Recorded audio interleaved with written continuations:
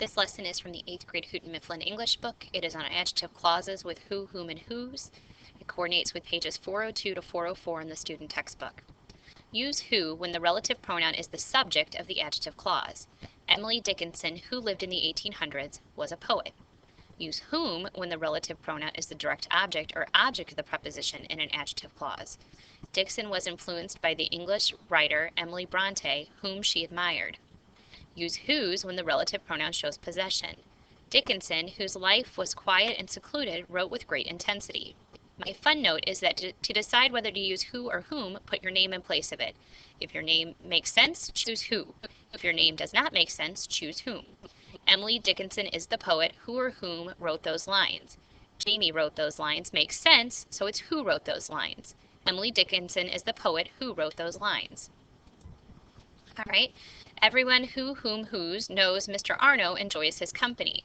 I can say Miss Grun knows Mr. Arno. That makes sense, so I pick who. Mr. Arno, who, whom, whose, has 5 brothers, has only 1 sister. I can say Miss Grun has 5 brothers, so that's who. Makes sense. He lives next door to his sister, who, whom, whose children he adores. Whose, that's possessive, she has the children. The children for who, whom, whose he writes poems adore him. If I say for Miss Grun he writes poems, it really doesn't make sense, so we pick whom.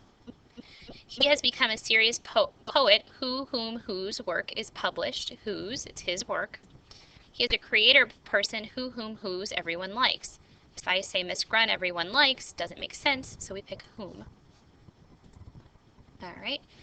Readers to whom horror stories appeal enjoy the works of Edgar Allan Poe, who was a most imaginative writer. I could say Miss Grun was a most imaginative writer. Those for whom he wrote favored his supernatural tales such as The Telltale Heart and The Pit and the Pendulum.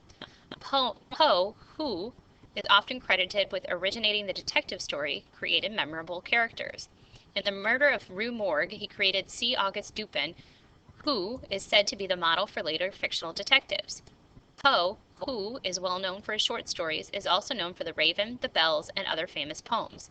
Among scholars, he is regarded as an important critic whose views influenced other writers of his time. Poe, whose private life was tragic, nevertheless had an admiring public by whom he was considered the best writer of his time.